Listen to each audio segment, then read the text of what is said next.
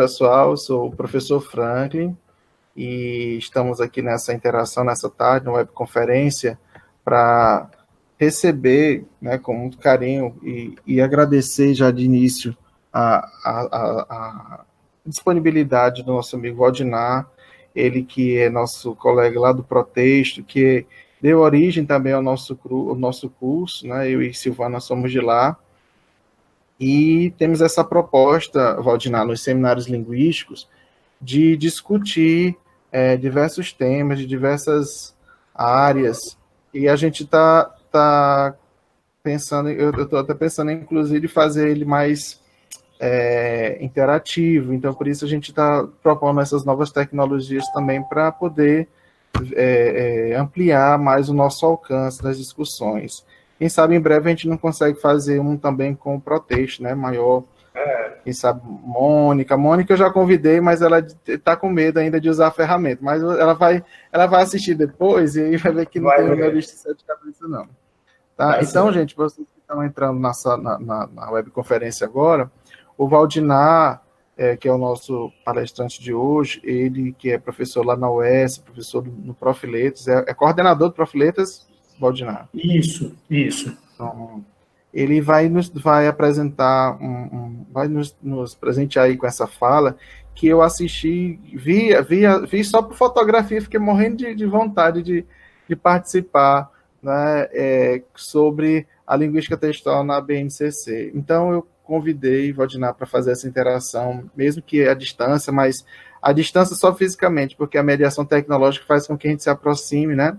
Mesmo ele estando lá em Fortaleza, a gente aqui em Teresina, e outros que eu nem sei se estão mesmo em Teresina, se não estão em outros lugares, porque a gente fez esse convite para muita gente, compartilhei no Facebook, tem muita gente, alunos de outras instituições que também acompanham o nosso grupo e que participam, e claro, outros que vão assistir depois na gravação.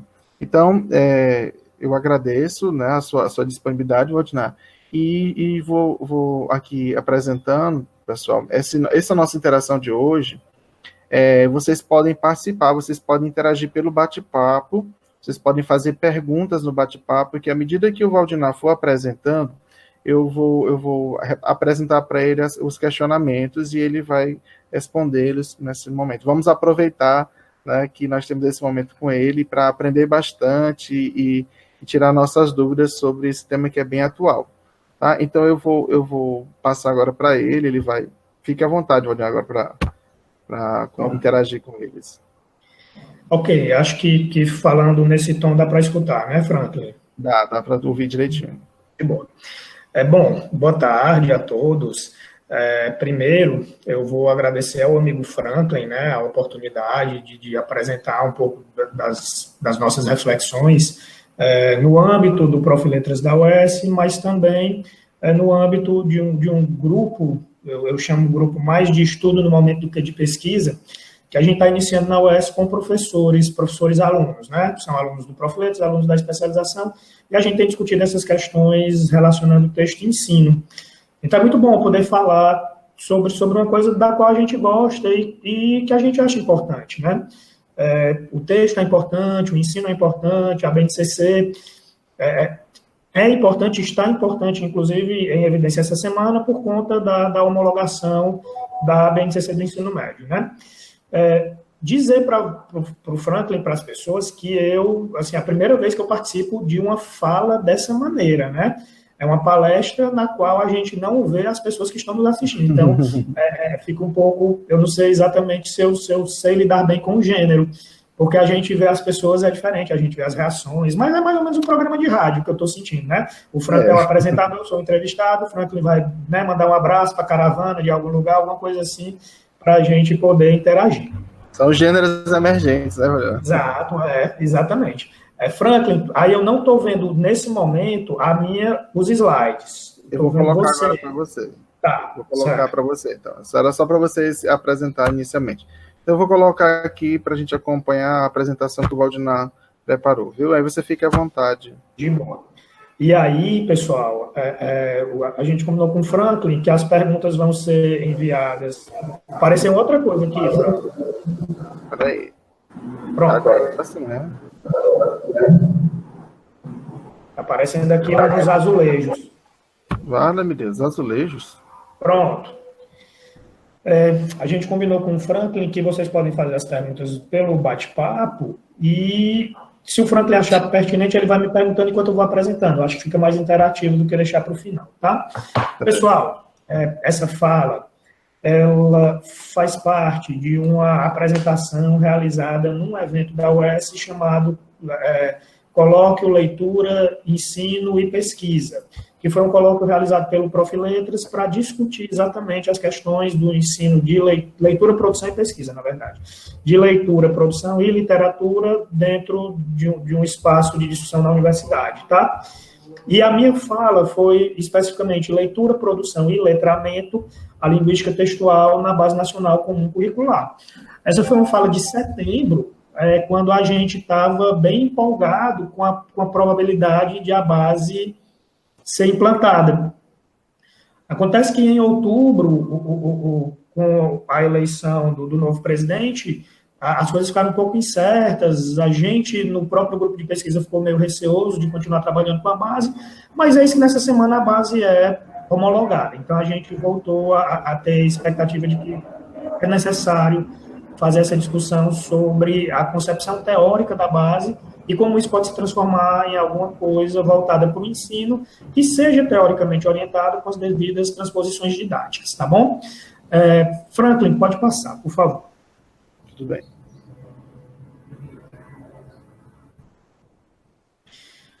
Muito bem. O objetivo dessa fala é refletir sobre a influência da linguística textual na configuração de propostas curriculares e programas de ensino de língua portuguesa, com atenção para a melhoria da qualidade desse ensino a partir de um uso eficaz do que se apregoa na Base Nacional Comum Curricular. Então, uma primeira constatação que fica desse objetivo é que a linguística textual ela faz parte não de um conjunto de propostas governamentais, de propostas oficiais sobre o ensino. A gente vai ver que, na verdade, a linguística textual está presente nessas propostas desde os parâmetros curriculares nacionais. Mas, na base, continua com muita força a linguística textual, e, embora haja algumas, como é que eu posso dizer, algumas críticas a esse movimento de reforma do ensino médio, que contempla também a base nacional, o que a nossa leitura tem visto é que, no que diz respeito ao ensino-aprendizagem de língua portuguesa, essa base, ela parece realmente um documento muito interessante. Por isso que a gente falou na melhoria da qualidade do ensino. A gente acredita que, se a base for bem aplicada, se apresentar um uso adequado do que ali está, a gente acredita realmente que isso pode trazer melhoras para o ensino. Eu diria até que talvez uma revolução no que se faz. A base vai trazer uma diferença bem acentuada no que se deve fazer em relação ao ensino, e a linguística textual está dentro disso, tá? Então, é uma fala que tenta conciliar uma perspectiva teórica da linguística, que é a linguística textual, com uma tentativa de aplicação disso no ensino, tá bom? Franklin, por favor, pode passar. E aí, essa fala está organizada em algumas etapas, né? Primeiro, a gente vai falar mesmo do texto como objeto, com suas múltiplas dimensões, como um objeto complexo, e porque é complexo, ele precisa ser tratado, essa complexidade precisa ser reconhecida, precisa ser devidamente tratada. Dentro dessas múltiplas dimensões, a gente vai brevemente mencionar, porque não vai dar para a gente discutir isso tudo, as estratégias de textualização. Aliás, é um movimento que eu quando eu tenho a oportunidade de ir para escolas para falar, é algo que representa uma grande lacuna do que se faz em ensino de língua portuguesa, né? As estratégias de textualização, porque elas não são apresentadas nos livros didáticos, elas acabam sendo esquecidas, e elas talvez sejam de mais importante que pode orientar o trabalho do professor de língua portuguesa. Depois a gente faz um breve panorama das propostas oficiais sobre ensino, basicamente parâmetros curriculares e BNCC, mostra onde é que a linguística textual entra na BNCC, faz algumas considerações didático-pedagógicas sobre como esse trabalho pode acontecer, para além da BNCC, para além do que diz a BNCC, e depois mostra algumas possibilidades de trabalho, porque parece que sempre quando a gente fala, essa fala foi um pouco direcionada para professores, parece que quando a gente fala para os professores, a gente tem que dar alguma sugestão de como aquilo pode ser aplicado, uma sugestão mais concreta, senão os professores ficam assim, desamparados, eles ficam não contemplados, na verdade. Então, a ideia também é a gente apresentar algumas sugestões de trabalho, tá?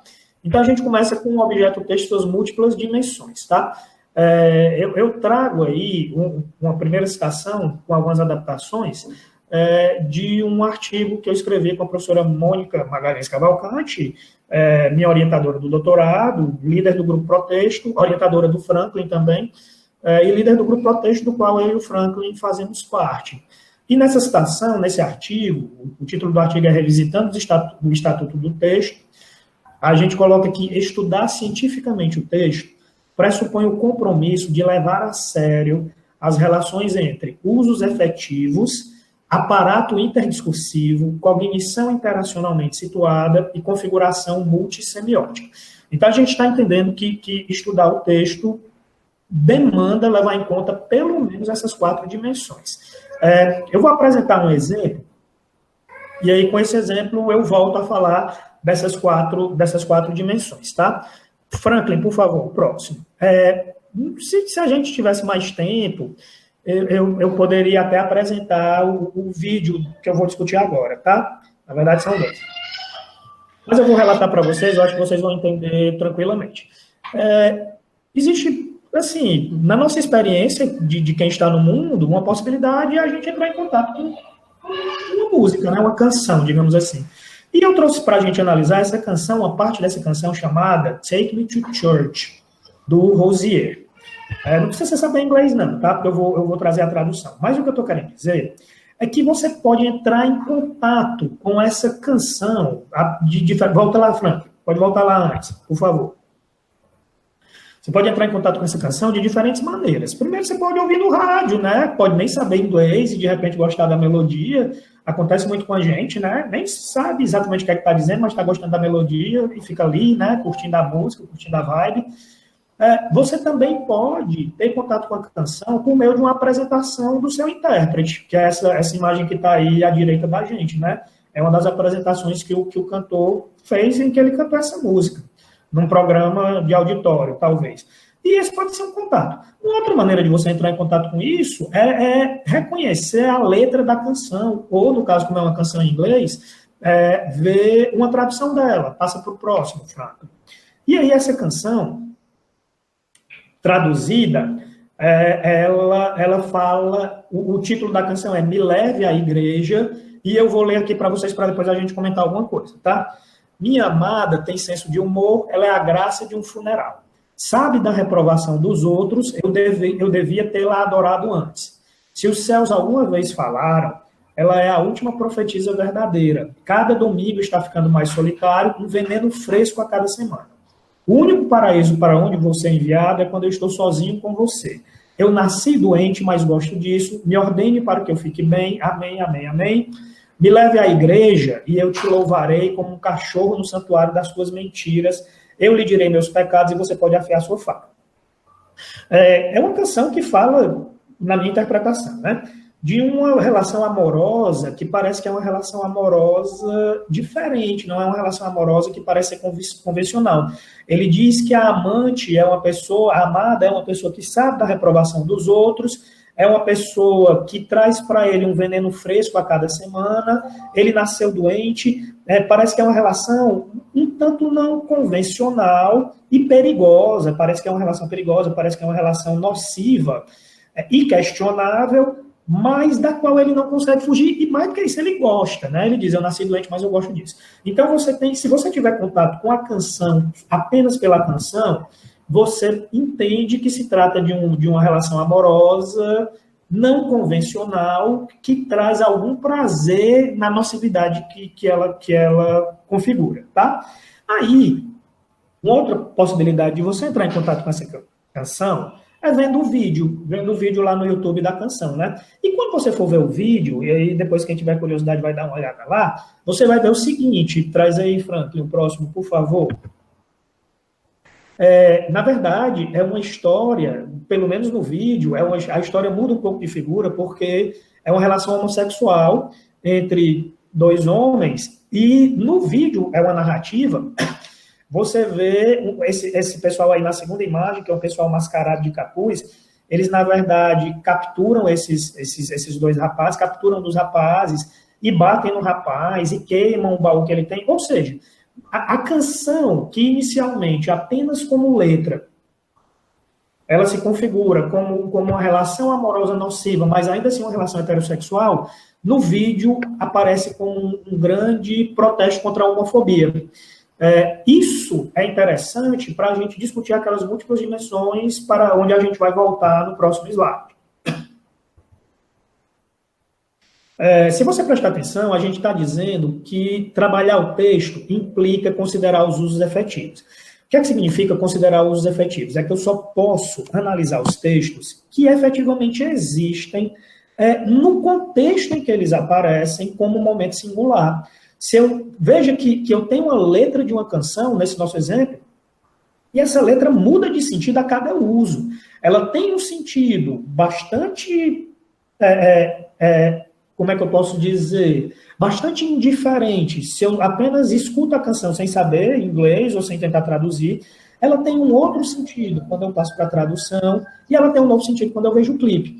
Isso mostra, uma das maneiras da gente mostrar que analisar os textos pressupõe reconhecer uma determinada concretude, uma determinada materialidade, pode ser verbal e visual ao mesmo tempo, verbal e visual sonora, só visual, mas sempre uma materialidade no seu contexto. Então, uma primeira condição é essa. Eu só posso trabalhar na linguística textual de forma efetiva se eu reconhecer que o meu material de análise é o texto na sua situação de acontecimento, certo? Isso é completamente fundamental para a gente trabalhar, porque a gente começa a entender que a situação de acontecimento é tão importante que se essa situação muda, o sentido pode mudar alguma coisa assim. E a gente também precisa levar em conta, na semana passada a gente foi para um evento em Vitória era um workshop de linguística textual, e a professora Mônica lembra e reforça e tenta trabalhar bem essa questão da importância de considerar a natureza discursiva da linguagem na linguística textual. Então, a gente precisa considerar também o aparato interdiscursivo, a ideia de que, quando nós produzimos linguagem, nós automaticamente estamos colocando, sedimentando valores que têm a ver com o papel social que nós apresentamos naquele momento. Então, a gente não pode fugir disso.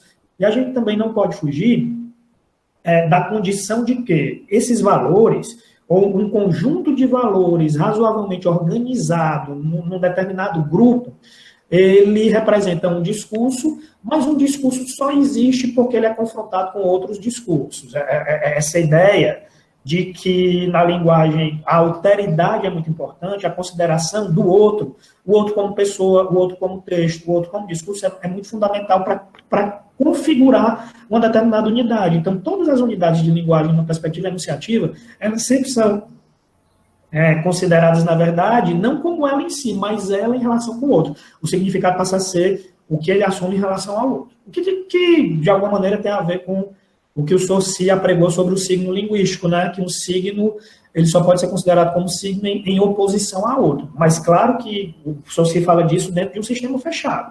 O que a gente está falando aqui é que esse outro é um outro da enunciação, é um outro construído socialmente. Então, se a gente prestar atenção na canção, a gente tem alguns cruzamentos de discurso aí. Você tem uma formação discursiva que tem a ver com o discurso da atualidade, que é o discurso de combate à homofobia. E, ao mesmo tempo, esse discurso está entrecruzado no discurso litero-musical, que é um domínio discursivo em que componentes artísticos entram na configuração dos sentidos, elementos da arte entram na configuração dos sentidos. Você tem também aí, talvez, o discurso religioso, porque você está falando de igreja, você está falando de devoção, e quando você fala de igreja, automaticamente você fala do bem e do mal, do santo e do pecador. Todos esses discursos estão entrelaçados para que a produção possa ser percebida.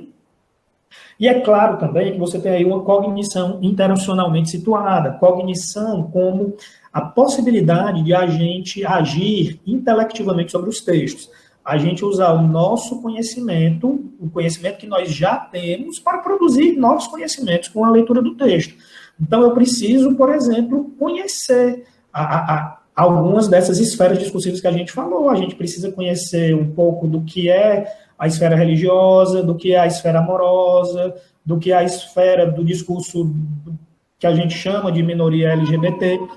Isso tudo está com a gente. A gente só consegue produzir sentido se a gente efetivamente acessar os nossos conhecimentos sobre essas coisas.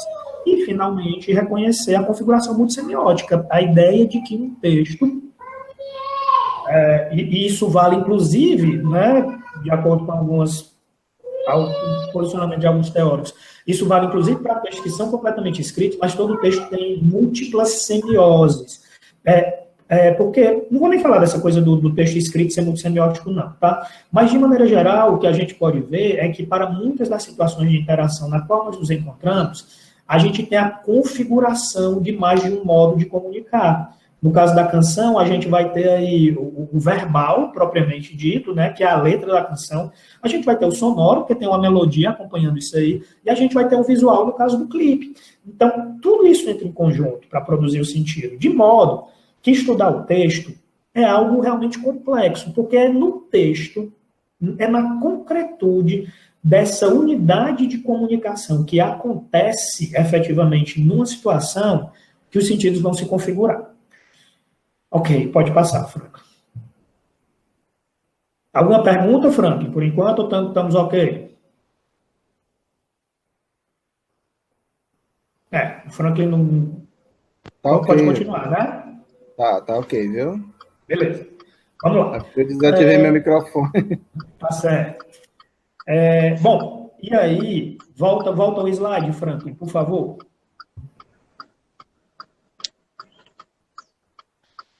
Bom, e aí o que a gente tem, por que falar nessa, vamos dizer assim, nessa soberania do texto? Porque, para os linguistas textuais, sem querer desmerecer outras dimensões do estudo da linguagem, mas a gente entende que o texto é o ponto de convergência entre as diferentes dimensões de linguagem. É no texto que se cruzam talvez de uma forma mais complexa, como eu disse, mais integrada, as diferentes dimensões. É no texto, por exemplo, que as relações gramaticais se constroem. Então, você não pode falar de gramática sem falar de texto, porque é o texto que atualiza as regras gramaticais, é o texto que mostra a motivação por trás de algumas construções, e é também no texto que os discursos se concretizam. Os discursos, que são valores assumidos em disputas pelo poder, eles efetivamente ganham concretude nos textos. Então, por isso que é tão importante estudar o texto. É porque é nesse material concreto, nessa unidade de comunicação concreta, que essas dimensões se configuram. E estudar o texto pressupõe, obrigatoriamente, o que vai aparecer no próximo slide. Pressupõe reconhecer que, para produzir e para compreender textos, a gente lança mão de estratégias. Estratégias com vistas a garantir a coerência, certo? Então, falar de texto constitutivamente, inerentemente falar de coerência, que significa atribuir um sentido a um determinado produto, no sentido que é vislumbrado na produção e é construído, digamos assim, na compreensão. E para que essa coerência se estabeleça, é preciso levar em conta um conjunto de estratégias das quais os sujeitos lançam mão quando eles precisam exatamente produzir ou compreender os sentidos. Franklin, os slides sumiram aqui para mim. Pronto, voltou.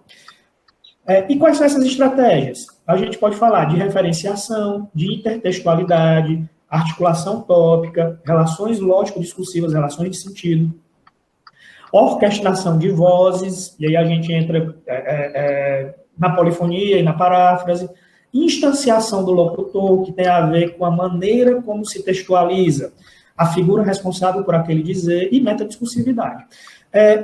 Cada um desses tópicos mereceria uma fala individual para eles, né? Porque são muitas coisas. Na verdade, eu só trago isso para mostrar, pessoal, uma coisa muito séria no ensino. Se nós estamos falando de um ensino que deve privilegiar a participação do aprendiz na construção, na produção e compreensão de sentidos por meio dos textos, eu deveria muito claramente trabalhar as relações, as estratégias de textualização. E, pessoal, nada ou quase nada disso aparece na escola ou nos materiais didáticos. Então, eu vou pegar aqui uma coisa só dessas. Se a gente pegar, por exemplo, intertextualidade, que é um processo de construção do texto muito mais amplo do que trazer a Canção do Exílio e mostrar lá do Gonçalves Dias, eu acho que é o autor, e os demais, que é o que os livros didáticos fazem, ou pegar a canção do Legião Urbana Monte Castelo e ficar relacionando com a Carta de São Paulo, com o poema de Camões, é muito simplório e muito insuficiente. A gente tem, assim, um conjunto, e mais, isso é apresentado só como um capítulo de uma coleção do ensino médio. Isso não é um capítulo, isso não é um conteúdo propriamente, isso é um procedimento de construção que precisaria ser levado em consideração em muitas atividades de produção de texto e em muitas atividades de compreensão textual. Então, a gente tem muito o que fazer na escola, porque os professores, os materiais didáticos dos professores, ainda não trabalham essas estratégias de textualização a contento, tá? Então, isso precisa ser muito marcado. Vamos lembrar, se nós estamos falando que o centro do ensino, que o aprendiz bem formado em língua portuguesa é aquele aprendiz que lida com os sentidos, que lida com a coerência por meio dos textos, eu tenho obrigatoriamente de fazer um tratamento muito bem feito das estratégias de textualização na sala de aula. Se não nas coleções didáticas, pelo menos na aula que os professores produzem. Pronto, Franklin, pode passar, por favor. E aí, vamos pegar um pouquinho, vamos fazer um panorama das propostas oficiais sobre ensino de língua portuguesa, para a gente ver onde é que essa questão do texto entra, tá?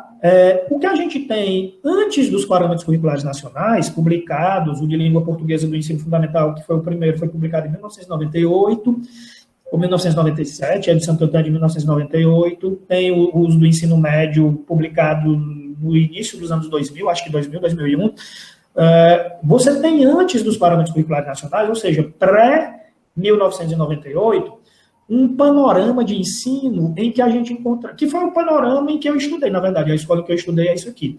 Aulas de gramática descritivo-normativa, muita análise mórfica e análise sintática, e o predomínio de português era isso. E quando a gente trabalhava com redação, a gente nem chegava a trabalhar com texto oral, era basicamente o ensino da escrita como composição, para aprender quais eram as características da narração, da descrição e da dissertação. Mas muito pouco, por exemplo, de práticas mais concretas de ensino fundamentadas numa dimensão mais do gênero do que da sequência, né? Porque quando eu tenho narração, descrição e dissertação, de alguma maneira eu remeto, claro que não é a mesma coisa, mas eu faço uma analogia com as sequências textuais. E na esfera acadêmica, o que a gente tinha nessa época eram muitas reflexões sobre a ineficácia do sistema escolar com vislumbres de solução. Mas nada muito sedimentado. Você tinha falas, na época, do geral, de contexto na sala de aula, com pontos de passagem, uma fala do docente com o porquê não ensinar gramática na escola, por que ensinar gramática na escola. Alguma coisa da Magda Soares, que falava no livro Linguagem e Poder, falando sobre a necessidade de levar o aluno a refletir sobre o papel da escola no domínio de uma língua de prestígio. Mas tudo muito, assim, sem uma sistematização, sem uma integração, certo? Isso era o panorama. Com os parâmetros, o que é que a gente vai passar a ter? Vamos lá, Franco. Duas grandes modificações. Uma primeira modificação é que uma nova vertente do trabalho com gramática é necessária e fundamental. É mais ou menos como se os parâmetros estivessem dizendo assim: do jeito que se ensina gramática, não é o jeito mais eficaz. A gente precisa pensar num outro jeito, que tem recebido o nome de gramática contextualizada, né? Uma gramática no texto bastante difícil de ser efetivamente aplicada nos ambientes escolares. Mas o nosso encontro de hoje não é sobre gramática, então vamos deixar isso um pouco de lado. Mas vamos para outra grande modificação dos PCM. é que ainda mais necessário, ainda mais fundamental do que uma revitalização do ensino de gramática é o trabalho com o texto. Então, essa é a grande mudança dos parâmetros. Os parâmetros colocam que a gramática não deve mais ser o centro do ensino de língua portuguesa. O centro é o texto. E a gramática passa a estar a serviço da leitura e da produção. E aí você tem uma sinalização muito clara dos PCN de que o foco se encontra nos usos sociais dos textos, na leitura e na produção. Pessoal, isso é muito importante, porque toda ainda que não muito competente, revitalização do material didático que vem acontecendo desde os anos 2000, parte dessa premissa. Não é à toa que o gênero passou a ser o elemento de destaque na configuração dos livros didáticos, certo? Ele passou a ser o foco do ensino, né? Nesse sentido de tentar valorizar os usos sociais. Existem muitos problemas nessa configuração mesmo assim, porque, de alguma maneira, o que a escola fez foi tirar a gramática como conteúdo e passar a tratar o gênero como conteúdo. E gênero não é conteúdo, gênero é procedimento. Mas, de qualquer forma, houve uma mudança. Por favor, Franco. E aí, o que acontece depois que os PCNs são lançados? Nas salas de aula, de início, muito pouca coisa mudou. As pessoas continuaram fazendo do mesmo jeito, tratando ainda a gramática como algo mais importante, e a redação daquela mesma maneira, né? Redação como composição. Posteriormente, algumas mudanças são percebidas, mas nenhuma mudança chega ao cerne. Qual é o cerne? O ensino de língua portuguesa deve ser calcado em práticas de linguagem. A ideia de que nós devemos colocar os nossos alunos em situações de uso real da língua, ou uso mesmo, para que os alunos produzam e possam publicizar esses textos de alguma maneira, ou um uso artificial, mas ainda assim, com toda uma contextualização que o deixe real, mesmo que seja uma situação inventada, uma situação lúdica, essa ideia de que eu preciso que a produção de texto e a compreensão parta de situações mais concretas, não foi levada a cabo pela reforma no ensino depois dos parâmetros curriculares nacionais, tá? E aí a gente teve uma modinha, a gente teve a modinha da organização curricular focalizada em matrizes de competências e habilidades. E aí a Secretaria de Educação, né, entraram muito nessa vibe de fazer a matriz, de dizer o que é competência, de dizer o que é habilidade, de separar as habilidades, de dizer quais são as habilidades do ano tal. De modo que, quando isso foi bem empregado, se é que foi, o ensino ficou muito fragmentado. Então, assim, não resolveu muito o problema da gente, né? Essa questão quando você focaliza a habilidade e a competência, você está focalizando o elemento micro de um programa de ensino. E não é exatamente isso também que ajuda ou que interessa. De modo que, a gente continua aí nos slides,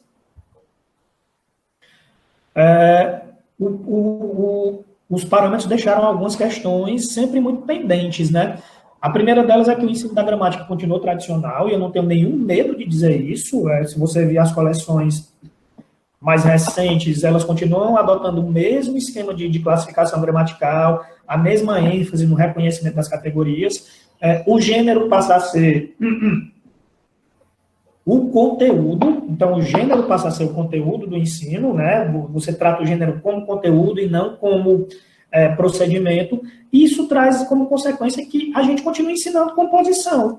Do mesmo jeito que a gente ensinava antes, qual é a estrutura da narração, da descrição, dissertação, agora a gente está ensinando a estrutura do mesmo jeito, só que a estrutura do gênero. Como é que se faz uma notícia? A notícia tem o lead, então o lead tem que ter isso. Como é que a gente vai trabalhar com o artigo de opinião? O artigo de opinião tem que começar dessa maneira, e isso se revela muito claramente, a meu ver, na maneira como os cursinhos preparatórios para o Enem trabalham com a dissertativa argumentativa. Eles lançam o modelo, né? Você tem que começar apresentando a tese, depois você tem que ter um parágrafo, um desenvolvimento com um argumento, o outro. Aí você vai lá na proposta de solução, você tem que dizer qual é o agente. Então fica um ensino ainda muito focalizado no modelo que tem que ser seguido. e não uma situação de comunicação que gera uma necessidade de interação e que precisa ser considerado como necessidade, como situação de interação para os sentidos serem produzidos. E não há práticas sistemáticas de leitura. Então, a escola realmente deixa a leitura bem em segundo plano, a sistematização da leitura, o ensino da leitura. Não é que não tem leitura, tem leitura, mas aquelas perguntinhas, ver a besta do livro, e algumas coisas muito sem interesse para o aluno. Isso é tão sintomático, eu não sei como acontece em Teresina, mas em Fortaleza, as escolas públicas e privadas dividem a disciplina de língua portuguesa em 3 frentes, né? A frente de literatura, a frente de produção textual e a frente de português. Então, veja que você, dentro de português, você tem uma parte que se chama português, porque você não consegue nem chamar de leitura, porque não são aulas de leitura, e às vezes as pessoas trabalham gramática, às vezes as pessoas trabalham aquela interpretação do livro, mas ninguém sabe exatamente o que é que faz com isso na maioria das escolas, tá? Então, a gente ainda tem muita coisa para fazer no ensino, por isso que é tão importante a formação teórica do professor e a participação da universidade na contribuição da construção de uma escola mais adequada nesse sentido, mais adequada no sentido de contribuir mesmo para o aprendizado do aluno. Podemos passar, Fran. E aí chega a Base Nacional Comum Curricular, né? Uma vez que os parâmetros não conseguiram trazer uma melhora significativa da educação, a gente vai ver se a base consegue, né? E aí a base não é muito importante dizer que a base não é uma renovação dos parâmetros curriculares nacionais no sentido de apenas voltar ao que se diz lá. A base traz uma grande novidade, na minha opinião. Primeira coisa, o que a base faz, e aí eu destaquei de verde, essa primeira palavra que ela é muito importante, ela explicita que a leitura e a produção passam a estar a serviço de práticas. Isso é muito interessante. Deixa eu dizer a segunda coisa desse slide, e depois eu volto. Não se trata mais apenas... Não, volta, Franco. Pronto. Não, por favor. Não se trata mais apenas de ensinar habilidades de leitura e habilidades para domínio dos gêneros. Trata-se de incluir os instrumentais da disciplina em práticas autênticas. Então, veja bem. Vamos falar do ensino de produção, como ele acontece com material didático. Pessoal, quem já lidou com escola em algum momento da sua vida, se você pegar, por exemplo, os livros didáticos do 7º ano, você vai ver que ali tem pelo menos uns 15 a 20 gêneros para serem trabalhados. Meu povo, não tem quem consiga trabalhar bem 15 gêneros no ano letivo. É praticamente impossível. E eu estou dizendo 15 porque eu estou sendo camarada, porque na verdade eu acho até que tem bem mais de 15. E aí o que é que as pessoas fazem? As pessoas tratam assim, querem fazer um toque de caixa, né? Eu vou trabalhar essa semana a notícia, na próxima semana eu trabalho o artigo de opinião, na próxima semana eu trabalho isso. E vai trabalhando, e assim, tudo muito isoladamente, não tem nenhum contato de uma coisa com a outra, não se trabalha essa ideia da produção e da leitura como práticas integradas a serviço de um objetivo maior. Então, eu acho que a grande diferença que a base traz é tentar organizar as práticas de leitura e de produção como etapas de algo maior, que é uma prática de linguagem efetiva concretizada dentro de um campo de atuação. Essa questão do campo de atuação é muito forte na base, certo? Então, veja bem, o que me parece que está em jogo agora é nós continuarmos trabalhando habilidades de leitura, continuarmos trabalhando habilidades de produção, mas com um empenho maior para que isso esteja integrado a serviço de uma situação mais ampla de comunicação, certo? Quando eu for dar os exemplos na parte de algumas possibilidades de trabalho, eu acho que isso vai ficar mais claro, tá? Então, eu vou dar uma parada nisso agora para a gente falar de algumas outras coisas, mas isso volta depois. Por favor, Franco. E aí, na base, tem algumas coisas importantes, pontos fortes que estão aparecendo na base. O primeiro deles é essa ideia dos campos de atuação. Então, a base trabalha com a noção de que nós nos comunicamos em esferas sociais. E aí essas esferas são múltiplas, mas didaticamente a base estabelece 4 esferas para o fundamental vou falar particularmente do Fundamental 2, que é a base com a qual eu tive mais contato, e 5 esferas para o médio. O que são as esferas? Na verdade, as esferas são uma dimensão ampla em que a produção e a leitura acontecem a serviço de um aspecto social, a serviço de uma condição social. Para dar um exemplo, no ensino médio, a gente tem 5 esferas. A esfera é o campo de atuação da vida pessoal, no qual o que interessa é aquelas práticas de linguagem que fazem com que o sujeito se constitua como um indivíduo. Um indivíduo que tem seu hobby, que tem seus desejos pessoais, que tem uma vida de interesses em relação ao que ele gosta de fazer, o que ele gosta, que músicas ele gosta de ouvir, que livros ele gosta de ler. Mas também tem a ver com a sua configuração como um indivíduo que tá em vias de começar a aprender uma profissão. Então, na vida pessoal também tem a ver com o que a ideia do trabalho e da profissão interfere na vida do adolescente, no ensino médio. Você tem um campo, que é o campo da vida pública. Esse campo diz respeito à ideia de que nós vivemos coletivamente, e porque vivemos coletivamente, nós temos que dar conta de um conjunto de obrigações, mas também nós temos que perceber quais são os nossos direitos nessa coletividade. Então, o campo social lida com as normas, lida com a construção de textos jurídicos, essa dimensão que nos torna um ser coletivo.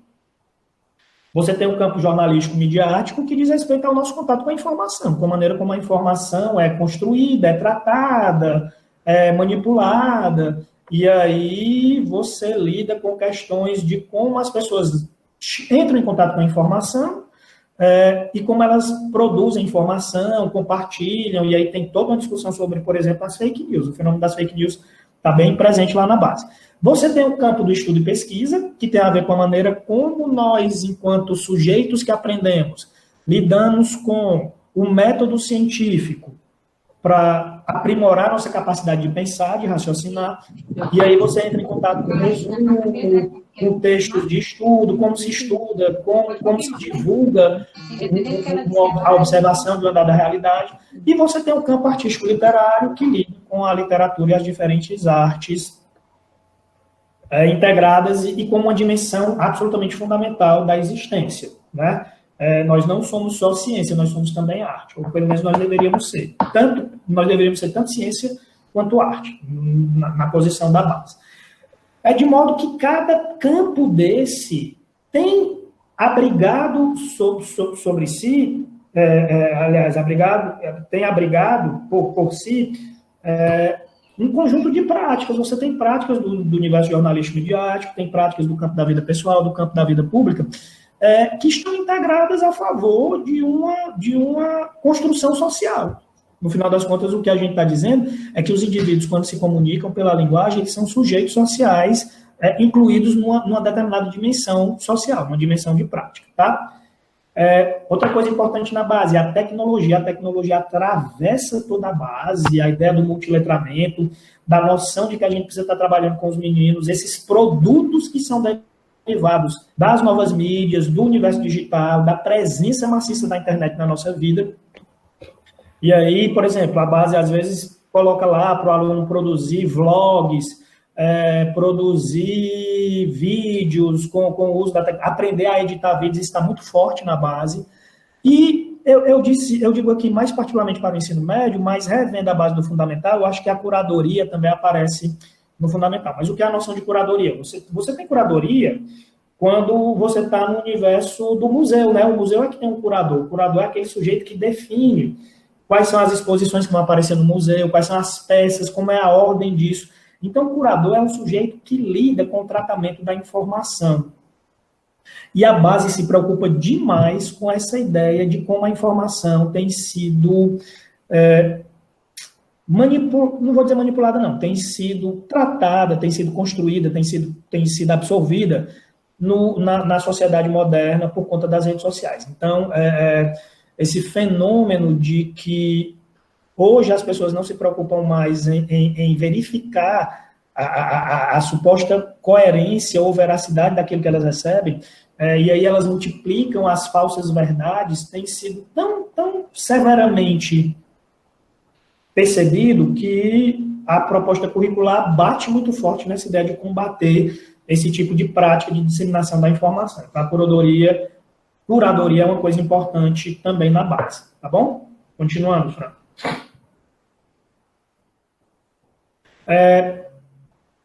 Franklin, como é o nosso tempo exatamente? Porque eu posso até pular essa parte.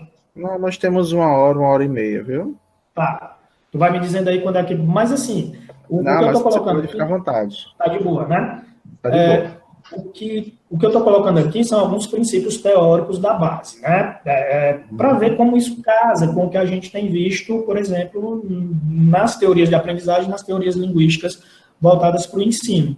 Então, a primeira é aquela que diz que o aprendizado se efetiva por meio de trabalho, um trabalho que é sociocognitivo, mas é metacognitivo também. É sociocognitivo porque é um trabalho de construção do conhecimento na prática, mas é construção do conhecimento refletida, por isso que é meta.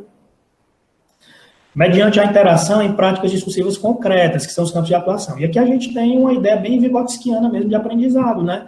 O Vygotsky é que diz que a gente aprende porque a gente trabalha mentalmente, e a gente trabalha mentalmente a partir de práticas. Aí a gente tem também uma concepção completamente cara a várias perspectivas de linguagem, né? A linguística textual na atualidade, a análise do discurso, a teoria dos atos de fala, há uma nova retórica, que diz que a linguagem é uma forma de ação e o processo de escolarização deve propiciar o desenvolvimento da competência comunicativa e discursiva. A leitura é um processo ativo que encaminha para a transformação. Então, quando a gente lê, a gente se transforma, porque a gente precisa decidir qual é o papel do texto na nossa vida, e isso é um trabalho ativo. Próximo, Fran. A escrita é um processo de resolução de problemas que demandam uma resposta. Então, escrever sempre é resolver um problema. Ninguém escreve por escrever. Você escreve porque você tem uma necessidade de alguma coisa. E aí eu estou falando de escrita, mas eu posso falar também de produção oral. A gramática é um sistema funcional decorrente da pressão social, o qual, para ser efetivamente compreendido, carece de uma abordagem metacognitiva. Então, uma parte do ensino também deve lidar com essa ideia de que a gramática é um sistema que precisa ser aprendido nas suas relações. E as perspectivas teóricas predominantes da base são a linguística textual e a análise do discurso. Mais linguística textual até do que a análise do discurso. Em segundo plano, entra a sociolinguística, que é muito forte nos parâmetros, mas que não assim, ainda continua presente, mas não tão forte. E a gramática funcional e gramática contextualizada também tem algum espaço nesse documento, certo? Então, a base, pessoal, ela é uma construção calcada na reflexão acadêmica. Então, a base, ela revela muito do que a reflexão acadêmica sobre teorias da aprendizagem, sobre teoria linguística, tem dito e tem descoberto. E aí, pode passar, Franklin. Algumas questões que vão merecer discussão, certo? A flexibilidade versus a uniformização. A base, ela pressupõe um currículo mais flexível, principalmente no ensino médio. Mas, ainda assim, você está trabalhando com escolas, você está trabalhando com sistematização do aprendizado. Se você está trabalhando com sistematização do aprendizado, você precisa, em alguma medida, ter essa condição da uniformização, do que tem que ser feito num determinado ano letivo. O uso do material didático precisa ser discutido efetivamente, porque o material didático não está preparado nem para o que diziam os parâmetros, quanto mais para o que está dizendo a base. Então, a gente vai ter que ver aí como é que esse material vai se configurar. A conciliação entre novas abordagens e processos avaliativos convencionais, isso é muito importante para as escolas, porque as escolas dizem que buscam a inovação, mas, ao mesmo tempo, elas continuam trabalhando com alguns processos extremamente convencionais, de prova. Eu não estou dizendo que não vale a pena, mas eu estou dizendo que, se a gente quiser trazer a base de verdade, a gente precisa rever uma parte do que se faz em termos de avaliação nas escolas. E a necessidade da inclusão de estratégias de textualização, porque são elas que configuram os sentidos. Então, não faz sentido falar de base se não estiver tratando muito seriamente aquilo que a gente considerou no slide anterior como estratégia de textualização. Pronto, vamos passar. Bom, aí eu tenho aqui alguns trechos, pessoal, da base para mostrar como essas concepções que eu apresentei e como a linguística textual está dentro dela, tá? Eu não vou ler, porque eu acho que fica um pouco cansativo, mas depois, quando vocês tiverem acesso aos slides, vejam que essa parte de verde é exatamente uma explicitação de que a base traz, sim, a linguística de texto muito firmemente nas suas propostas, tá? E aí eu vou pedir para passar esse slide, passar o próximo. Ok, passar também esse aí, porque é o que a gente já falou, na verdade é só mostrando, tranquilo também esse aí, eu acho que a gente já falou disso. E aí eu trouxe, volta só um, Franklin. Eu trouxe aí alguns exemplos do que aparece na base como objetivo de aprendizagem, pessoal. E eu destaquei aí sombreado para a gente ver como a base realmente na concretização das habilidades, a linguística textual está presente. Então, por exemplo, eu tenho uma habilidade que essa aí que é voltada, é uma habilidade que deve ser trabalhada do 6º ao 9º ano no universo jornalístico midiático. Analisar e comparar peças publicitárias variadas, de forma a perceber a articulação entre elas em campanhas, as especificidades das várias semioses e mídias, a adequação dessas peças ao público-alvo, aos objetivos do anunciante ou da campanha, a construção composicional e estilo dos gêneros. Então, você está vendo que isso aí é a linguística textual. Falar de que um determinado produto precisa ser considerado em relação ao público-alvo e ao objetivo e à construção composicional significa dizer que você está considerando que um determinado produto de comunicação ele só faz sentido se ele for analisado num contexto, numa situação, num contexto de produção. Então, isso é a linguística textual na base, tá? Pode passar. O efeito de humor, ironia ou crítica também é algo que é trabalhado como se trata de sentido, se trata automaticamente de texto, consequentemente de linguística textual, pode passar. E aí uma habilidade do ensino médio que fala explicitamente em conteúdos que a gente trabalha em linguística textual, que é a continuidade e a progressão, são dois tópicos, na verdade são os fatores que o Charolles coloca como fatores de coerência, né? E relações lógico-discursivas, que é o que eu coloquei lá nas estratégias e que também é da pegada da linguística textual. E o próximo é interessante porque... Pode passar, Franco? Não, o outro. Aqui também, mas eu queria ver o outro mesmo. No conjunto de... Não, o 2 depois desse. Próximo. Volta. Volta 1. No conjunto de habilidades do estudo e pesquisa, você fala explicitamente aí de organização tópica, que é um assunto da linguística textual que, inclusive, não aparece em material didático nenhum. Ou quase não aparece. Uma vez eu acho que eu vi isso aí no material do 8º ano. Mas veja como a base conhece linguística textual, como quem fez a base está entendendo que realmente as estratégias de textualização é que devem aparecer com mais força nesse conjunto, tá? E aí, para nós que trabalhamos, assim, para que a gente possa tentar começar a pensar numa organização didática do currículo, a partir da linguística textual, a gente precisa perceber 3 dimensões do texto, tá? Que é o que a gente vai falar depois. É uma dimensão sequencial, então o texto tem uma sequência, ou mais de uma sequência de base, e aí a gente precisa reconhecer características da narração, argumentação, explicação, descrição, injunção e diálogo para alguns, certo? Tem também uma dimensão, pode passar, Fran, genérica. O texto pertence a um gênero e, por isso, ele surge de um evento deflagrador, de uma motivação, a partir da qual se origina uma necessidade de comunicação que se atrela a um propósito assumido por um locutor que exerce um papel social e atribui um papel social a seu destinatário. E aqui eu estou falando de contexto de produção. Então, eu tenho uma estrutura básica, que é a estrutura da sequência, né? A conjunção de narração, argumentação, descrição, etc., mas isso está a serviço de uma prática concreta e específica, que é o gênero, e porque é genérica, assume obrigatoriamente que existe um indivíduo que representa, que se apresenta como locutor, ocupando um papel social, e ele atribui um papel social também ao seu destinatário. Então, isso precisa ser levado em conta quando a gente trabalha na escola. E uma outra dimensão, que é a próxima, que é a dimensão propriamente textual, que o texto se efetiva por meio de estratégias que são acionadas onlinemente. O que é que eu estou falando de onlinemente? A construção da referência, o reconhecimento do tópico discursivo, a apresentação, a presença de estratégias intertextuais acontece na hora em que você produz ou lê o texto. Então, essa dimensão também precisa ser levada em conta quando a gente estiver trabalhando com o ensino, tá?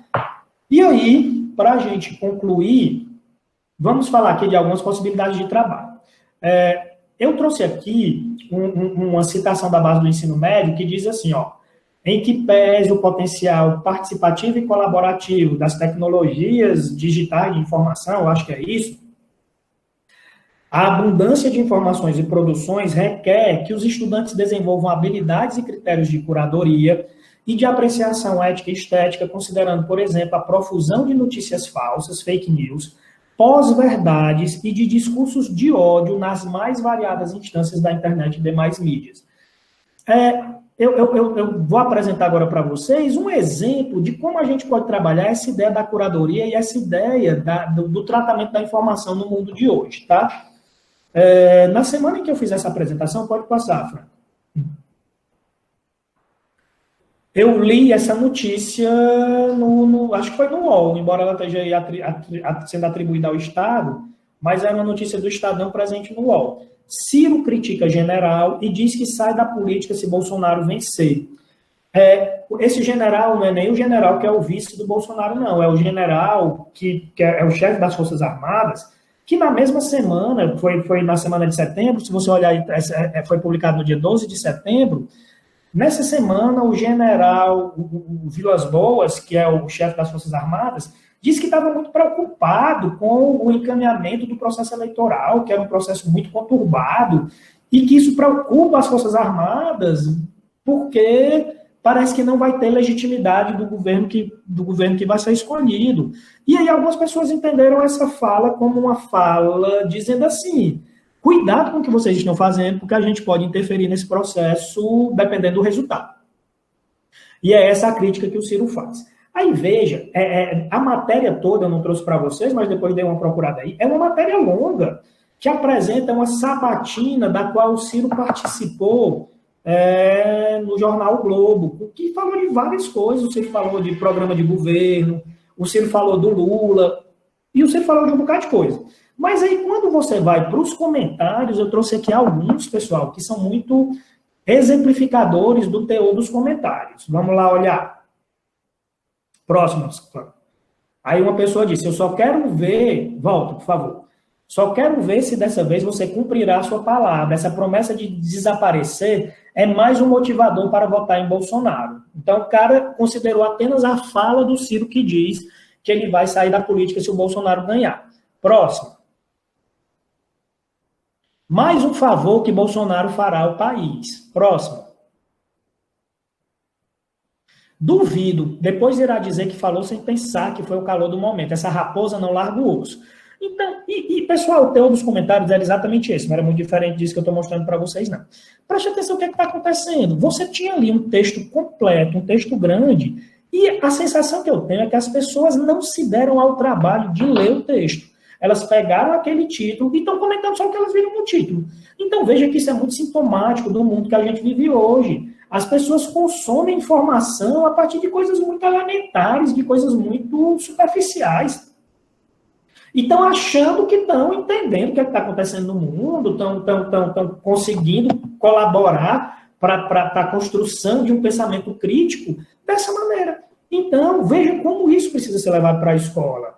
Uma parte do sucesso das fake news é exatamente essa falta de compromisso das pessoas em conferir o que é que estão dizendo e o que é que estão fazendo, certo? Então, isso pode ser trabalhado na escola dentro do escopo da curadoria, tá?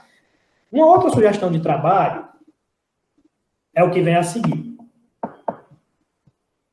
Pode passar, Frank. Frank? Travou aí? Tá ouvindo, Valdinado? Tô, só não passou o slide. Não, é porque eu estava aqui, desativei o microfone. Ah, É de só boa. fazer é só um comentário. A Tânia, da Universidade Federal do Piauí, ela mandou aqui uma mensagem, não apareceu aí no bate-papo, mas ela mandou aqui no grupo, porque disse que não apareceu ali. Ela colocou o seguinte comentário: fizemos um estudo da BNCC no semestre passado, na disciplina de estágio e na pesquisa de campo. Observamos que as escolas e os professores têm muito pouco conhecimento das inovações introduzidas. É o Sim, comentário da verdade. Tânia, da UFP. É verdade. E isso vale para qualquer esfera na qual você esteja incluído no ensino, tanto na esfera privada como na esfera particular. Existe, grosso modo, um grande desconhecimento do que a base coloca como inovação, né? Que, na verdade, assim, não deveria ser inovação, mas acaba sendo. Mas é verdade mesmo. Isso aí eu concordo plenamente. Bom, aí eu vou apresentar algo que foi um produto inicial das nossas discussões no grupo de pesquisa, tá? A gente está tentando, no grupo de pesquisa, fazer programas de ensino. A gente quer construir programas de ensino para o ensino médio, de modo que a gente possa construir um ano letivo com base naquilo que a base diz e naquilo que a gente tem estudado. E aí, uma das alunas do grupo, a Amanda, ela deu uma proposta de como fazer um bimestre letivo. Ah, tá, deixa eu explicar. A gente partiu da condição de que, como normalmente as escolas trabalham com 4 bimestres letivos, a gente escolheria um campo de atuação para ser o foco de cada bimestre. E aí a gente deixou de fora o artístico literário, não porque a gente não goste dele, mas porque normalmente a literatura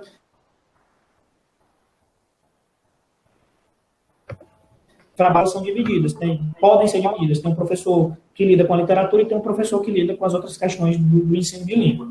E aí a Amanda pensou, a gente definiu que cada etapa letiva vai privilegiar um campo de atuação. E aí a gente definiu que o campo da vida pessoal aconteceria no 4º bimestre. E aí a gente definiu que o bimestre todo ele vai funcionar tendo em vista uma culminância. Uma culminância é algum produto que os alunos têm que mostrar no final e é um produto que não se encerra na sala de aula. É um produto que deve ser levado, pelo menos, para a comunidade escolar. Não é que ele vai produzir só isso ao longo do bimestre, mas esse é, vamos dizer assim, o foco, o ponto de chegada das atividades do bimestre. No campo da vida pessoal, para a Amanda, no primeiro ano do ensino médio, inclusive essa vai ser a proposta do mestrado dela, é fazer a análise dessa aplicação. A culminância seria uma produção com exibição em redes sociais de vídeos, depoimentos de alunos que estão concluindo o primeiro ano do ensino médio, relembrando a trajetória na escola, avaliando essa trajetória e convidando novos alunos para o ano letivo seguinte. Ela trabalha numa escola, aqui em Fortaleza a gente chama de escola profissionalizante. É uma escola muito procurada aqui na cidade, uma escola pública, porque tem o ensino profissionalizante. E aí a ideia era que os alunos que estão terminando o primeiro ano do ensino médio produzissem vídeos falando da experiência deles na escola, mas ao mesmo tempo chamando outros alunos para estudar lá.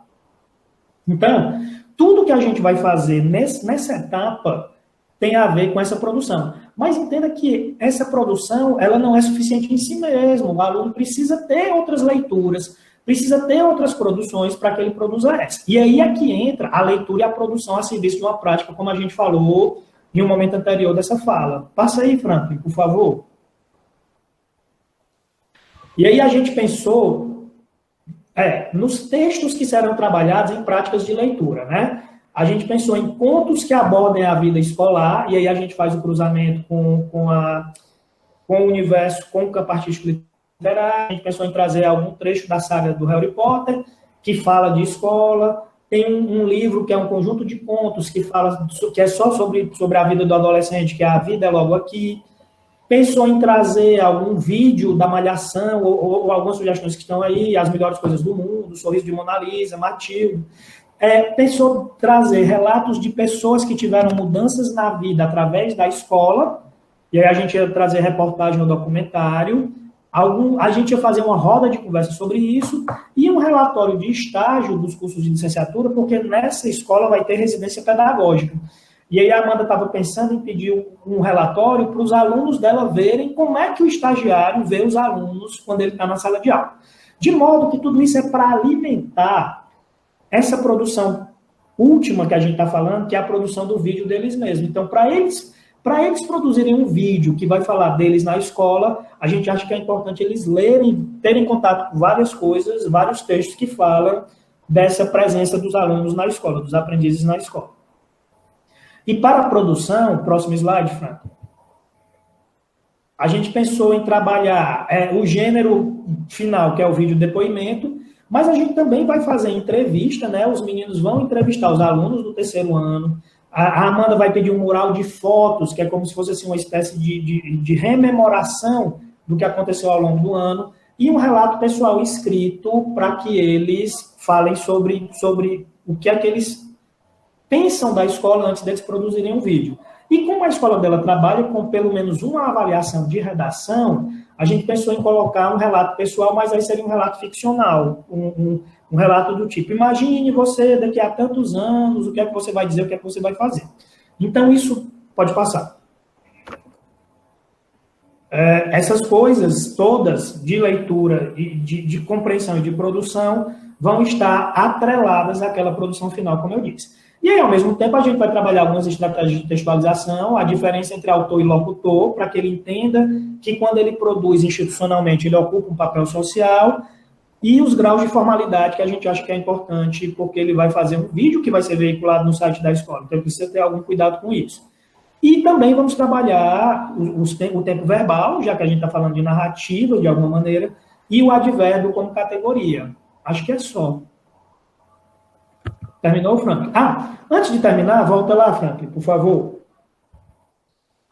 Então, veja que a gente está tentando pensar o ensino de língua portuguesa embasado teoricamente, pelo que a gente conhece sobre as teorias do texto, as teorias do discurso, como um ensino de práticas integradas, práticas dentro de um campo, que é o campo, no caso, o exemplo que eu dei aqui é o campo da vida pessoal, e práticas de leitura e produção integradas. Não é mais o estudo de um gênero isolado, não é mais uma prática de leitura que se encerra nela mesma. É um conjunto de práticas que estão a serviço de algo maior. Eu acho que é isso. Essa é a grande contribuição da base e é o que a gente vai tentar fazer como grupo de pesquisa no ano que vem.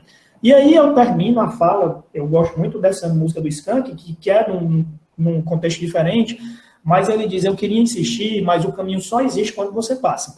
Então, isso é uma fala para o professor mesmo, sabe? A mudança na escola só vai acontecer se o professor resolver trilhar esse caminho. Acho que é só, né? Já falei demais também. Não, tá ótimo. Beleza? Então, beleza, Valdinar. Então, a gente vai agora para os comentários, né? Ver que no bate-papo, eu acho que não estou conseguindo atualizar, mas no grupo eles fizeram, né, esse comentário. Ó, a Milena tá chegando aqui, querendo comentar também. Sim, Valdinar, ainda voltando aqui à sua apresentação. Eu vou te mostrar bem aqui quem é a Milena que eu tô falando. Espera aí, vem cá, meu bem. Que ela quer aparecer também no vídeo. Tá. Vou lhe mostrar quem é. A participante, né? É a participante, mas ela já vai falar agora aqui. Então, olha aí, Milena, você tá vendo? Vocês não estão vendo ela ainda agora. Agora vocês vão ver. Pronto. Aí. Tá muito aqui, bem. Milena. Participou então, ativamente durante toda a discussão. Vocês devem ter ouvido os comentários dela durante a Sim. discussão. Está aqui observando o microfone. Valdinar, eu achei interessante na sua observação sobre a evolução desde das orientações dadas antigamente, de 1998, né? Uhum. Dos parâmetros até agora. Uma coisa que me incomoda muito é que se fala muito em situação real de produção, em textos que façam sentido para o aluno, mas realmente, como vocês, o livro didático e as produções que são orientadas para os professores, elas não fazem uso desse comando, né? Sim, São atividades muito, muito artificiais ainda. E a gente precisa mudar. Sim, ao mesmo tempo, eu quero só focalizar uma outra coisa, que é assim, eu estava ontem numa banca de uma aluna de mestrado, e ela traz um trecho dos PCN, dizendo que os PCN diferenciam gênero para produção e gênero para leitura. Dizendo assim, que tem gêneros que a gente vai mais ler do que produzir, né? Então, por exemplo, se eu não sou jornalista, eu vou muito mais entrar em contato com o texto jornalístico pela leitura do que pela produção. Mas, assim, eu estou trazendo essa observação para dizer que a escola não pode ser utilitarista. O que é uma escola utilitarista? É aquela que acha que a produção só deve ser daquilo que o menino efetivamente vai usar fora da escola, sabe, Franco? O que eu estou querendo dizer com isso? É que a gente precisa trabalhar também com o menino, pedindo para ele produzir textos jornalísticos, embora ele não vá ser jornalista. Mas é porque essa produção, ela traz como contribuição, para além da escrita propriamente dita, o reconhecimento mais preciso do gênero. Então, é o ensino da produção para que ele leia melhor, entendeu? E aí a gente pode pegar, por exemplo, por que eu tenho que trabalhar um conto na escola? Por que eu preciso pedir que o meu aluno produza textos narrativos? Não é porque ele vai ser um escritor, mas é porque isso vai trazer para ele a prática do exercício da criatividade. Então, a gente precisa trazer situações reais, claro, mas a gente também precisa brincar com as possibilidades que o ensino de língua portuguesa traz para o dia a dia da escola. Exatamente. E na sua proposta, você coloca, é interessante, você coloca os textos que vão ser lidos, conhecidos por eles. Isso é importante, essa variedade. Os textos que eles vão produzir e publicizar, e o texto que vai ser avaliado, que eu acho que essa é uma grande questão que os professores se colocam. Desde que virou a modinha dos gêneros, a pergunta era assim, até o próprio aluno pergunta, a gente dá essa noção de gêneros, professor, mas e o que a gente vai produzir? Por que eu não posso produzir um poema para o senhor me avaliar? Realmente complicado. Mas a ideia é que essa produção vai estar integrada, né? Essa produção, ela vai, assim, o grande problema da escola é porque eles veem as coisas muito compartimentalizadas. Então, quando a base coloca como um dos eixos norteadores da organização curricular o campo de atuação, ela está nos dando uma oportunidade de fazer as coisas mais integradamente, de eu produzir e compreender a serviço de algo que está ligado, que está conectado. Eu acho que isso é uma grande mudança para o ensino, sabe? Isso não significa desmerecer a gramática, não significa desmerecer o gênero, mas é trazer esses elementos para um ensino mais integrado, que é como a gente aprende, pessoal. A gente aprende de forma integrada. No dia a dia, a gente entra em contato com o mundo, mas a gente está relacionando o tempo todo o que a gente está vendo com o que a gente já sabe. Então, essa ideia de integrar as práticas é que eu acho que pode ser uma coisa bacana da base. E Valdinar, você acha que essa reformulação, né, dos parâmetros agora com essa base curricular nacional, né, ela está na sua escrita, ela está melhor do que o que era antes, né, os parâmetros? Eu acho que sim. Mas eu acho que, assim, existem umas críticas à base, mas eu acho que talvez seja uma crítica mais ao ensino médio, à reforma do ensino médio do que à base, né? Que é a ideia de que o ensino médio está desprestigiando algumas áreas em favor de outras, né? O pessoal da Humanas está questionando muito isso, que é uma crítica válida. E está repercutindo, inclusive, na universidade, né? Os alunos dos outros cursos estão apavorados, os professores também. Mas, ao mesmo tempo, existe uma consideração... Eu não sei se isso é puxar brasa para a nossa sardinha, mas existe uma consideração de que linguagens e matemática realmente são os carros-chefes do ensino, né? Eu, pelo menos, penso assim. E a base, eu acho que a base, ela está muito bem orientada. A base de língua portuguesa está muito bem orientada do ponto de vista teórico, sabe? Tudo aquilo que a gente discute como inovação nas nossas aulas, na graduação, no mestrado, estão presentes na base. É isso que eu ia perguntar, se realmente você acha que na construção da base em relação à nossa área de português, você acha que houve uma melhoria no texto, nos comandos? Eu acho que sim, porque ela está muito atualizada em relação ao que a gente tem discutido academicamente. Então, a questão do multiletramento está muito presente lá. a questão de que os sujeitos ocupam papéis sociais quando eles se comunicam, está presente na base. Então, assim, existe um movimento de trazer a teoria acadêmica para a base. Agora, é claro que isso não é um currículo. O currículo é o que o professor vai fazer a partir dessa base para fazer a transposição didática, né? Que é transformar aquilo que a gente estuda teoricamente em objetos ensináveis que são relevantes para o aluno. Mas eu acho que a gente está bem contemplado. Tá bem, e agora acho que vale a pena levar essa discussão para os grupos de professores, né? Para já imaginar como aplicar, e diferente dos parâmetros que passaram muito tempo disponíveis, mas não aplicados, né? E até porque nós não tínhamos nem material didático adaptado aos parâmetros.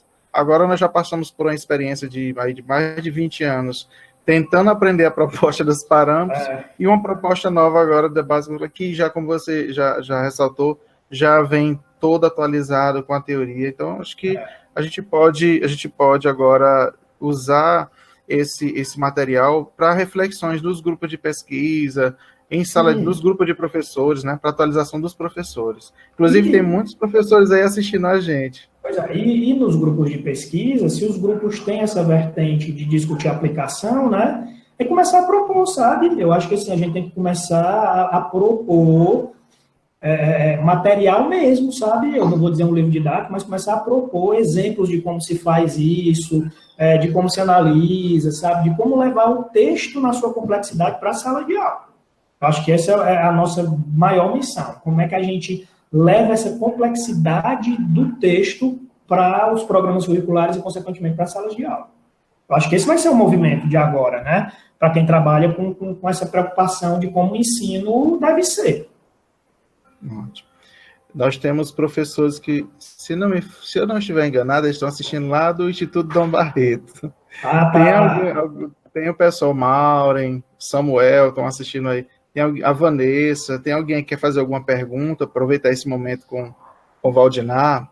Tem o pessoal do nosso grupo de pesquisa, o G-Texto. Está colocando aqui, estamos todos assistindo. A Maura colocou que está todo mundo doido. Mas se que pode, é a Kézia e a Vanessa, né? Pode ficar à vontade, Vanessa. E a gente quer saber porque assim, a gente está nesse movimento aqui também, de estudar a base, de adaptar o currículo e tudo mais. Aí a gente tem um aluno querendo, o Gustavo. A gente quer saber se tem essa linguística textual vem também nesses primeiros anos do ensino fundamental, na parte de língua portuguesa. Vocês estão estudando a base, vocês estão vendo que o primeiro ano do fundamental ele está muito integrado com o segundo ano, né? É como se a proposta curricular estivesse entendendo que esse momento da alfabetização, e a alfabetização não apenas como reconhecimento do código, mas como uma prática de letramento, ele se estendesse para mais de um ano, né? Isso é um ciclo, né? Como se fosse o primeiro ciclo. Exatamente. E aí, se você prestar atenção, os campos de atuação estão lá da mesma maneira, né? Eu não estou, mas eu acho que tem o campo artístico, tem pelo menos o artístico, eu lembro. Tem, da vida cotidiana. Vida cotidiana, o estudo e pesquisa também tem, e eu acho que o jornalístico também tem, né? Também. E aí você vai ver que é a mesma ideia de integração, sabe? De ver a leitura e a produção como estando a serviço de práticas. Eu acho que a linguística textual está lá também, sabe? Tanto é que a base do fundamental, ela tem uma parte comum, né? A parte de língua portuguesa tem uma parte comum, depois é que ela especifica quais são as habilidades. Mas a concepção teórica é a mesma. A concepção teórica é a mesma, viu? Eu acho que ela está lá muito presente também. O que é que você acha? Eu acho que sim, nessa parte de trazer os gêneros e os usos, né? Mas eu fico um pouco assim, porque como eles tratam... Aqui na escola a gente tem uma realidade um pouco diferente, né? Que a alfabetização se dá ainda na educação infantil. Então, os alunos que vêm para o primeiro ano já vêm alfabetizados e a gente vai fazer a consolidação desse processo. Então, mas veja que eles só chegam assim no primeiro ano, porque o infantil também está trabalhando numa prática integrada. Né? Isso. Assim, aí eu vou falar da minha experiência como pai, mais do que como professor, tá? Os meus filhos, eles estudam numa escola em que essa coisa da linguagem é trabalhada já na educação infantil. Então, eles chegam no primeiro ano já, eles e os colegas deles já alfabetizados. E aí o trabalho é colocar em prática. Você está é Vanessa, né? Porque aqui o nome é Vanessa. É colocar em prática, Vanessa. Não vou nem dizer colocar em prática, é colocar dentro das práticas, né? Se você prestar atenção, o que a gente faz no primeiro e no segundo ano é fazer com que ele vivencie a produção dentro da prática, certo? Com um foco maior para algumas questões de decodificação, que ele ainda está nesse processo de aprendizado, né? Pois é, aí a gente sente um pouco falta das estratégias de textualização, porque como eles tratam a produção mais especificadamente nas séries maiores, terceiro, quarto ano, aí a gente fica meio que adaptando o que é dito lá nas séries maiores para a nossa realidade, né? De crianças de 7 anos. Mas é tentar viver, eu acho que se vivencia isso fica meio carente de material. Mas eu acho que se você vivencia isso num projeto, certo? Com mais ou menos esse projeto de culminância, com culminância de algo, eu acho que as escolas fazem isso, né? Normalmente, algumas escolas trabalham essa ideia de que existe um projeto literário ou alguma coisa assim, eu acho que fica mais evidente, né? E vocês têm uma vantagem, que vocês podem fazer isso integrado com outras disciplinas, né? Porque o professor do primeiro ano, a gente não trabalha a língua portuguesa separadamente, a gente chama de estudos integrados, né? Que a gente trabalha a leitura e a escrita dentro de história, geografia, ciência. Exatamente. Na verdade, eu acho até que vocês têm mais facilidade de entender esse movimento da base do que os professores mais novos. Porque os professores mais velhos, eles são mais disciplinares, né? E vocês lidam muito com essa integração, sabe? Eu acho que o movimento é mais fácil para vocês, talvez. Eu também acho. Né? Eu tá ouvindo. Valdina, tem uma pergunta do pessoal também, fizeram aqui, a Maureen com o Digenário. Eu acho que eles estão com o Samuel. Deixa eu abrir aqui o microfone do Samuel. Samuel, está me ouvindo? Samuel, acho que o Samuel está com o microfone ativado. Samuel, você está com o Digenário, é? Ele está em outra sala, mas está te ouvindo também. Ah, tá. É porque ele fez uma pergunta, eu queria que era só para repetir aqui. Então, eu vou fazer aqui a pergunta para o Valdinar. Era só para testar. Obrigado, Samuel. Vou botar aqui para ele. Valdinar. Ó, eu vou ver se você consegue entender aqui a pergunta dele. Tá. Dá para ouvir?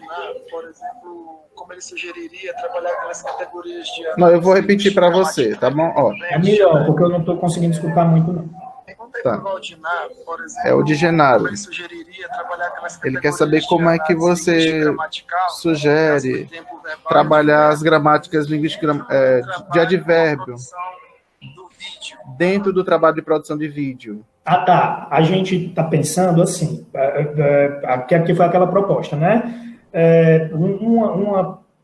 Uma condição do advérbio, que foi até o trabalho que eu fui assistir ontem, que eu fui participar da banca ontem, é o seu valor modal, entendeu? É o valor do sujeito, pelo advérbio, colocar-se como mais ou menos próximo daquilo que ele diz. Então, que são os advérbios, alguns advérbios afetivos, digamos assim, felizmente, infelizmente, lamentavelmente, honestamente, sinceramente. Então, a gente trabalharia muito com esse advérbio, esse tipo de advérbio, que não é aquele que dá conta da circunstância de tempo e lugar, sabe? E outras coisas, mas é esse advérbio que, em alguma medida, coloca a afetividade dentro da fala do sujeito. Então, a gente trabalharia com isso. Pelo menos essa é a ideia inicial. Mas, deixa eu aproveitar a pergunta dele para dizer que, assim, a ideia é que a gente consiga trabalhar a gramática a serviço do texto também, sabe? É tentar ver aquele conteúdo gramatical, como é que ele pode ter uma realização textual. E aí a gente tem que pensar um bocado, porque realmente não tem material, não. Ainda vamos construir, né? Nós temos que... aí é mesmo. O professor tem um trabalho grande nessa parte aí. Bom, acho que era isso. Eu também não vou. Já aproveitamos bastante aí a sua sua palestra, e tenho certeza que se tiver alguma pergunta, depois eu te passo, Valdinei, e repasso o contato. Posso repassar também seu e-mail, né, para quem quiser entrar em contato? Pode sim, tranquilo. Depois eu escrevo na descrição do vídeo. Esse vídeo vai ficar gravado, vai ser disponibilizado no YouTube, e aí eu coloco a apresentação, os slides e o e-mail do Valdinei para quem quiser, né, trocar uma ideia, de repente, com o Valdinei. Tá massa. E agradecer, Valdinei, pela sua disponibilidade. Eu agradeço também, porque eu acho que foi uma oportunidade bacana. Eu espero ter contribuído aí para o aprendizado das pessoas. E espero que aqueles que gostam de discutir ensino se sintam estimulados com essa base, sabe? A fazer coisas diferentes, a pensar propostas diferentes de trabalhar a língua portuguesa. Eu acho que isso pode ser muito bom na escola, pode ser até divertido você trabalhar isso na escola, contanto que seja feito com muito cuidado, com muita competência, tá? Mas, Franklin, agradeço demais a oportunidade, né? Assim, foi diferente, porque assim, é difícil. Você gostou do programa de rádio? Mas gostei do programa de rádio, viu? Obrigado mesmo. mesmo. Um abraço aí para todo mundo, o pessoal lá da UFC, os ouvintes. A Áurea disse que queria ter assistido, mas estava com compromisso, mas não se preocupe não, que você vai assistir depois. A Silvana também estava assistindo a gente, mas agora teve que sair para dar aula. Mandou um abraço para você, disse que adorou a transmissão, está excelente. Então tem muitos alunos aí assistindo e com certeza muitos outros vão poder participar, assistir esse material e aproveitar bastante, viu, Valdinei? Muitíssimo obrigado. E espero que a gente faça outras interações dessa aqui também, com o pessoal do Proteste e outras instituições. Isso, e precisando, estamos aqui. Eu sou igual o Sidney Magal, estamos que eu vou. Valeu. Tá, você fica mais um pouquinho aí que eu vou conversar com você, tá bom? Eu vou me despedir aqui do pessoal, quem pôde participar, né? A gente vai finalizar aqui a nossa transmissão, dizer que a gente está quase terminando o nosso curso de extensão de seminários linguísticos. Nós temos um encontro amanhã presencial e a palestra vai ser com a professora Vânia Barbosa, que já esteve com a gente. O título da palestra dela é Modelos Semióticos de Letramento Visual. Olha aí, que chique, viu? Vou repetir, Modelos Semióticos de Letramento Visual. É o professor Wellington que vai coordenar. Aliás, a gente ainda está vendo aí quem vai segurar a peteca, porque amanhã nós já estamos em banca do mestrado. Mas vai dar tudo certo. E a gente está finalizando. Essa proposta, como eu falei, Valdinei, o Getexto, ele no primeiro semestre, Silvana e eu, nós fazemos as reuniões do grupo, discutimos com os nossos alunos, e no segundo momento a gente faz esses cursos de extensão, convidando colegas para compartilhar suas pesquisas, que é muito bom para todos, e até uma forma também de a gente devolver as nossas discussões para a comunidade. Né? Sim, é muito bacana. E agora a gente está com essa ideia também de sair um pouco da UESP e ir também para outras instituições, fazer esse intercâmbio, e nesse momento que a gente está de crise financeira, nada que melhor do que usar as tecnologias para a gente aproveitar, né? Aproveitar e viajar, né? Do estado para o outro. Então, aqui a gente agradece a participação de todos, especialmente a sua, de compartilhar esse momento. Tá bom?